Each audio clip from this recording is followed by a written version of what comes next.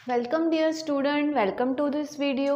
As you know कि हम लोगों ने जो है वो हमारे लास्ट कुछ वीडियोस में हमारा एक चैप्टर डिस्कस किया था जिसका नाम था एनहांसमेंट इन फूड प्रोडक्शन। ठीक है, आज हम उसको शॉर्ट में रिवाइज करेंगे as a summary of the chapter. ठीक है, now enhancement in food production के कई सारे ऐसे टॉपिक्स हैं जो डिलीट कर दिए गए हैं, जो मैंने आपको उस वीडियो में बताया है कि कौन से टॉपिक्स जो हैं वो डिलीट कर दिए गए हैं। जो टॉपिक डिलीट नहीं किए गए हैं, हम वही टॉपिक जो है वो हमने पढ़े भी हैं थ्रू वीडियोस और उसी को हम रिवाइज करेंगे। ठीक है, enhancement in food production starts with कि हम जो है वो बढ़ती हुई पॉपुलेशन, जो लगातार हमारी पॉपुलेशन जो बढ़ रही है, वो बढ़ती हुई पॉपुलेशन की जो फूड डिमांड है, क्योंकि फूड जो है वो बेसिक रिक्वायरमेंट है किसी भी ऑर्गेनिज्म का, और जो भी बेसिक रिक्वायरमेंट है, ये बेसिक रिक्वायरमेंट जो है वो बढ़ती हुई पॉपुलेशन के साथ में रिक्वायरमेंट भी बढ़ रही है। To fulfil the requirement of the increasing population, enhancement in food production हमें ये बताता है कि कौन कौन से ऐसे तरीके हैं जिसकी मदद से हम जो है वो जो भी फूड क्वालिटी है, क्रॉप की जो क्वालिटी है, वो हम ज़्यादा अच्छे बेहतर तरीके से जो है वो बढ़ा सकें, जिसकी वजह से जो भी रिक्वायरमेंट है इंक्रीजिंग पॉपुलेशन की, उसे सही तरीके से जो है वो न्यूट्रिटिवली जो है वो सप्लाई किया जा सके, फुलफिल किया जा सके। तो यहाँ पे इसी से हमने स्टार्ट किया था। तो यहाँ पे इम्प्रूवमेंट इन फूड प्रोडक्शन, कैसे हम जो है वो प्रोडक्टिविटी रेट बढ़ा सकते हैं। तो प्रोडक्टिविटी रेट बढ़ाने के लिए जो है वो दो चीज़ें कर सकते हैं, एक है प्लांट ब्रीडिंग और दूसरा है एनिमल ब्रीडिंग। ठीक है, अगर हम सिलेक्टिव ब्रीडिंग करें, अच्छे कैरेक्टर वाले प्लांट्स और एनिमल्स के बीच में ब्रीडिंग करें, तो नेक्स्ट जनरेशन जो रहेगी that will B of better quality. ठीक है, ये हम देख चुके हैं। देन इसके बाद में बायोफोर्टिफिकेशन। बायोफोर्टिफिकेशन ये एक बहुत ही खास फील्ड है बायोटेक्नोलॉजी की, जो भी क्रॉप प्लांट है उसे नेचुरली जो है उसकी न्यूट्रिटिव वैल्यू बढ़ाता है, आर्टिफिशियल नहीं, नेचुरली जो है हम उनमें कुछ ऐसे जीन्स में चेंजेस कर रहे हैं, ऐसी चेंजेस कर रहे हैं जिसकी वजह से जो है वो नेचुरली अच्छा क्वालिटी ऑफ प्रोटीन, मतलब rich in protein, rich in vitamin, ऐसे प्लांट्स जो हैं वो तैयार करें, उनके प्रोडक्ट्स जो हैं फिर खाने के बाद में जो है वो आपकी जो भी रिक्वायरमेंट है आपके बॉडी की, वो फुलफिल हो सकती है, न्यूट्रिटिव रिक्वायरमेंट। ठीक है, तो बायोफोर्टिफिकेशन जो है ये एक बहुत बड़ी ब्रांच है जिसके तहत कई सारे वीट की वैरायटी, राइस की वैरायटी और भी दूसरी वैरायटीज़ हैं जो तैयार की गई हैं, which is rich in protein, vitamin, vitamin A, ये सब हम देख चुके हैं। ठीक है, देन इसके बाद में microbes in human welfare, enhancement in food production में ही एक जो है वो ऐड किया गया है, वो है microbes in human welfare. Microbes in human welfare में अभी तक के हम बात कर रहे थे कि प्लांट की ब्रीडिंग करो, एनिमल की ब्रीडिंग करो, लेकिन कई सारे ऐसे माइक्रो ऑर्गेनिजम्स भी हैं जो न्यूट्रिटिव वैल्यू रखते हैं और वो न्यूट्रिएंट्स जो हैं वो आसपास के मटेरियल में रिलीज करते हैं, या उन माइक्रो ऑर्गेनिजम्स को खुद एज अ न्यूट्रिएंट हम कंज्यूम कर सकते हैं, न्यूट्रिटिव वैल्यू उनमें होती है। तो इसीलिए उसे कहा है कि कौन कौन से ऐसे माइक्रो ऑर्गेनिजम्स हैं जो भी इंसान है उसके हित में होते हैं, उसके लिए यूज़फुल होते हैं, उनके बारे में इसमें डिस्कस किया गया है। ठीक है, नाउ माइक्रोब्स जो है, माइक्रोब्स इन फूड प्रोडक्शन, तो कौन से ऐसे माइक्रो ऑर्गेनिजम्स है जो हमारे लिए यूज़फुल हैं। तो बहुत सारे ऐसे फूड आइटम्स होते हैं जैसे कि ढोकला है, इडली है, नान है, जलेबी है, and there are lot more type of food products which are made by the use of micro organism. Micro organism का इस्तेमाल करके बनाया जाता है। एक्चुअली जो भी माइक्रो ऑर्गेनिज्म है, इनसे ये फूड प्रोडक्ट्स बनाए जाते हैं by the process of fermentation. Fermentation का मतलब होता है bubbling, it comes from a Greek word called fervos. Fervos का मतलब होता है बबलिंग। आपने देखा होगा कि जब भी मम्मी इडली बनाती है तो वो फ्लफ़ी हो जाती है, उसमें बहुत सारे जो हैं वो पोर्स होते हैं। वो कहाँ से आते हैं वो पोर्स? क्योंकि उसमें carbon dioxide, because of the activity of micro organism, रात भर रखा था, तो उसमें माइक्रो ऑर्गेनिज्म की एक्टिविटी की वजह से जो है वो कार्बन डाइऑक्साइड ट्रैप हो गया। अब जब हम उसको गर्म कर रहे हैं वाफ में, तो वो कार्बन डाइऑक्साइड वहाँ से बाहर निकल रहा है। जहाँ जहाँ से वो बाहर निकल रहा है उसकी वजह से जो है वो फ्लफ़ी हो गया है, जालीदार हो गया है। ठीक है, तो ऐसे ही कई सारे और भी फूड आइटम्स हैं जो माइक्रो ऑर्गेनिजम्स की मदद से बनाए जाते हैं। डेयरी प्रोडक्ट्स हैं, डेयरी प्रोडक्ट्स में मिल्क से कर्ड बनाना, घी, बटर, योगर्ट, बटर मिल्क, ये सारी चीज़ें हैं। चीज़ प्रोडक्शन, चीज़ भी, पनीर, ये सारी चीज़ें जो हैं ये डेयरी इंडस्ट्री से बनाई जाती हैं। एंड इन सभी प्रोडक्ट्स को बनाने के लिए जो है वो माइक्रो ऑर्गेनिजम्स का इस्तेमाल किया जाता है। कौन से किए जाते हैं, that we have discussed already. ठीक है, नाउ जो भी फूड प्रोडक्शन है, अब ये तो प्रोडक्शन के लिए यूज़ कर रहे हैं। Some of the micro organisms are consumed as a food, मतलब माइक्रो ऑर्गेनिज्म खुद ही हम उन्हीं को ही खा जाते हैं as a source of food. तो उसके एग्जांपल है मशरूम्स, ठीक है। इसके अलावा SCP मतलब सिंगल सेल प्रोटीन, ये कुछ माइक्रो ऑर्गेनिजम्स होते हैं। अलगी होती है जो प्रोटीन भारी मात्रा में तैयार करते हैं, तो वो हम अगर कंज्यूम करते हैं तो हमारे बॉडी की ये सारी रिक्वायरमेंट हम फुलफिल कर सकते हैं। देन इसके बाद में है role of microbes in industrial production. There are variety of industries which are been using microorganisms from decades to prepare different types of food items या फिर beverages बोलो। तो बहुत सारी इंडस्ट्रीज़ हैं जो अलग अलग चीज़ों को इस्तेमाल, मतलब अलग अलग माइक्रो ऑर्गेनिज्म को इस्तेमाल करके अलग अलग वैरायटी ऑफ प्रोडक्ट्स तैयार करते हैं। ठीक है, सो यहाँ पर जो है इसमें मैंने सिर्फ जो है वो इसके हेडिंग लिखे हैं। Production of alcoholic beverages, alcohol हमने देखा था, variety of type of alcoholic beverages हैं जैसे कि wine, whisky, vodka, whatever it is. तो ये सारी चीज़ें जो है ये अलग अलग तरह के फ्रूट जूस से या फिर कोई सीरियल से, जैसे कि ज्वार है, बार्ली है, इससे जो है वो उसको सड़ा कर, मतलब उसका फर्मेंटेशन करके ये प्रोडक्ट्स जो है वो तैयार किए जाते हैं। देन इसके बाद में वी हैव ऑल्सो सीन कि there are variety of organic acids which are produced with the help of micro organisms. बहुत सारे ऑर्गेनिक एसिड हैं जैसे कि एसिटिक एसिड है, साइट्रिक एसिड है, तो बहुत सारे जो हैं ग्लूकैनिक एसिड है, ये सारे ऐसे एसिड्स हैं which are used in the industries for production by using micro organisms. अलग अलग प्रकार के माइक्रो ऑर्गेनिज्म का इस्तेमाल करके ये ऑर्गेनिक एसिड तैयार किए जाते हैं। देन विटामिन्स जो हैं ये हमारे बॉडी में खुद तैयार नहीं होते, हमारे बॉडी को बहुत कम मात्रा में विटामिन्स लगते हैं, लेकिन ये हमारे बॉडी में तैयार नहीं होते, हमें ये बाहर से लेना होता है बाय मीन्स ऑफ फूड। ठीक है, तो हम बहुत सारे ऐसे माइक्रो ऑर्गेनिजम्स हैं जो वैरायटी ऑफ विटामिन्स तैयार करते हैं। ठीक है, then production of antibiotics, there are variety of types of antibiotics जो माइक्रो ऑर्गेनिजम्स की मदद से प्रोड्यूस किए जाते हैं। Then production of enzymes, again enzyme हमारे बॉडी में जो है वो मेटाबॉलिक एक्टिविटीज़ के लिए बहुत ही इम्पॉर्टेंट एक फैक्टर है, प्रोटीन है जो हमारे बॉडी में रेट ऑफ रिएक्शन को इंक्रीज करता है, एक्सेलरेट करता है, तो उसके लिए भी माइक्रो ऑर्गेनिज्म का यूज़ होता है।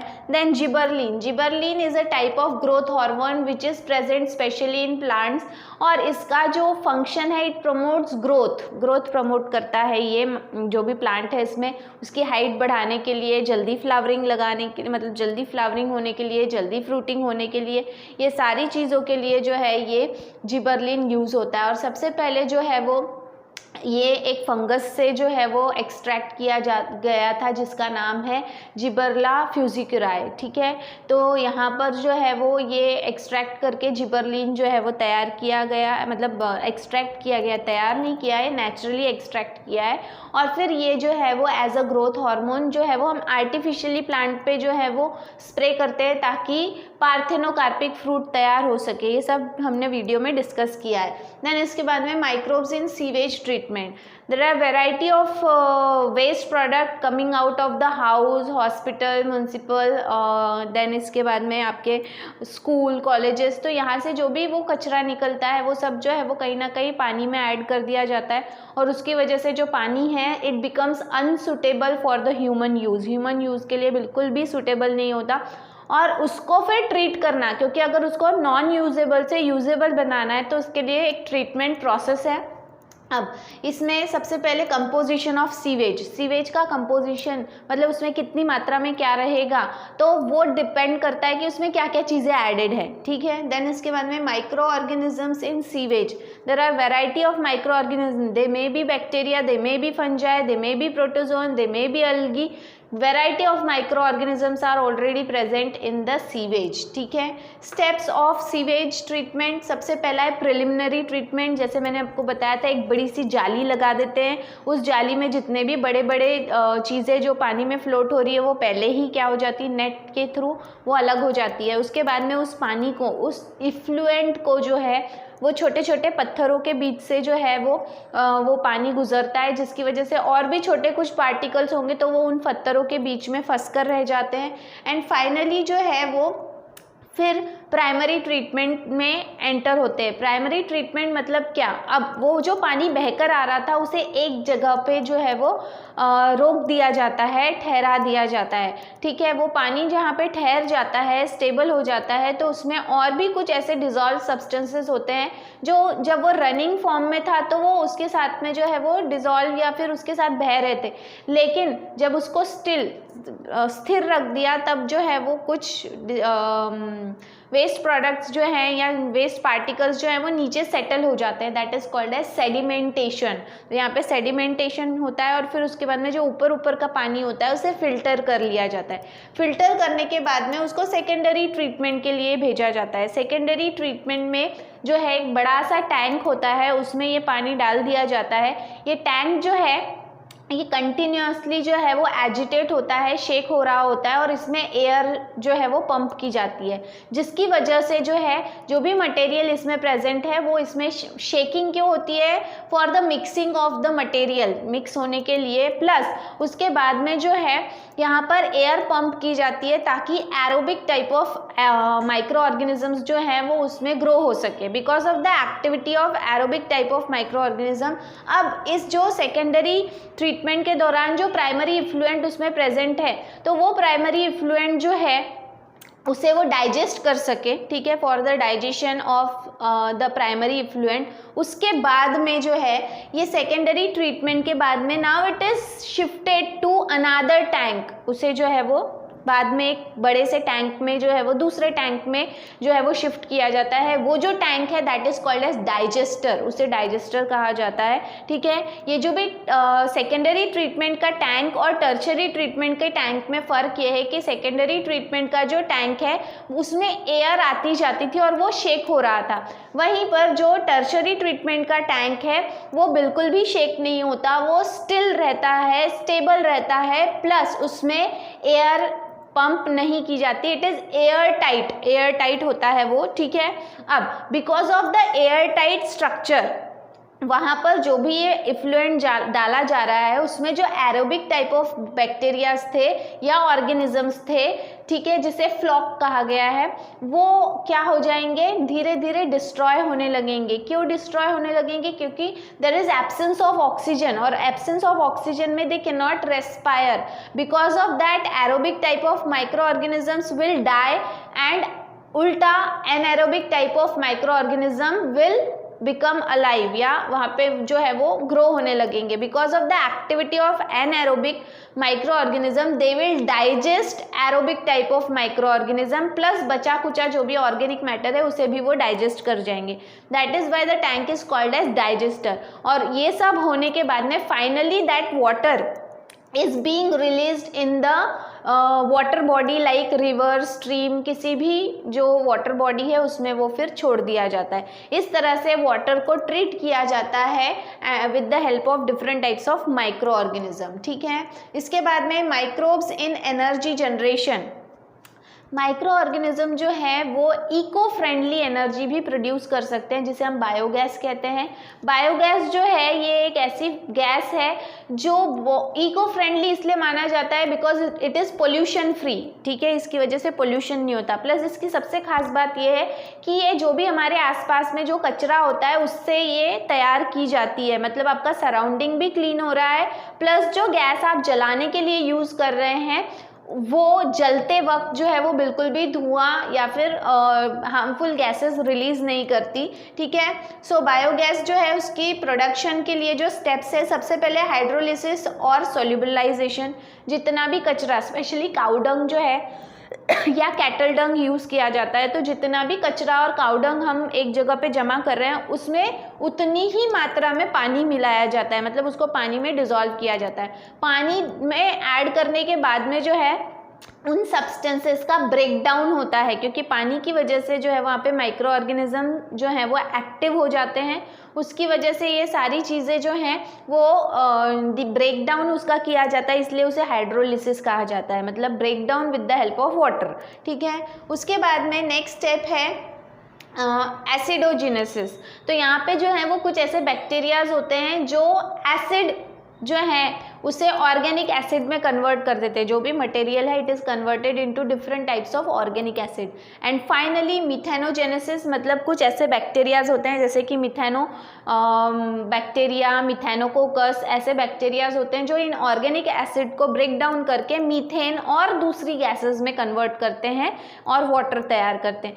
सो ये जो भी गैस है it can be easily transported, बहुत सस्ती है, ये सारे इसके बेनिफिट्स हैं, इको फ्रेंडली है, it does not pollute the environment. तो ये सारे इसके बेनिफिट्स हैं। Plus it can be used in cooking, street lighting या फिर आपके डोमेस्टिक लाइटनिंग पर्पस के लिए भी यूज़ होती है। एंड स्मॉल स्केल इंडस्ट्रीज में भी ये यूज़ होता है for the need of energy like light energy and heat energy. ठीक है, सो इस तरह से माइक्रो ऑर्गेनिजम्स जो हैं वो बायोगैस प्रोडक्शन के लिए भी यूज़ होते हैं। Then next topic is role of microbes as bio control agent. There are variety of क्या कहेंगे हम उसको, ऐसी वेराइटी ऑफ इंसेक्ट्स होते हैं, पेस्ट होते हैं जो आपकी फसल को बहुत ज़्यादा नुकसान पहुंचाते हैं। अब इसके लिए हम केमिकल जो हैं वो इंसेक्टिसाइड्स और पेस्टिसाइड्स का इस्तेमाल करते हैं, लेकिन ये इंसेक्टिसाइड पेस्टिसाइड्स जो केमिकल हैं ये टारगेट स्पेसिफिक नहीं होते, जिसकी वजह से ही वो हार्मफुल चीज़ों के साथ साथ यूज़फुल चीज़ों को भी नुकसान पहुंचाते हैं। तो एक ऑप्शन है कि ये instead of using chemical insecticides pesticides अगर हम किसका इस्तेमाल करते हैं, if we use bio insecticides and bio pesticides, जिन्हें हम क्या करें बायो कंट्रोल एजेंट कह रहे हैं, नेचुरल जो है, तो उसकी मदद से जो है वो हम इस तरह की जो इंसेक्ट और पेस्ट की जो पॉपुलेशन है उसे कंट्रोल कर सकते हैं। ठीक है, इसमें आगे आपका इंसेक्टिसाइड्स बना सकते हैं, पेस्टिसाइड्स होता है। ठीक है,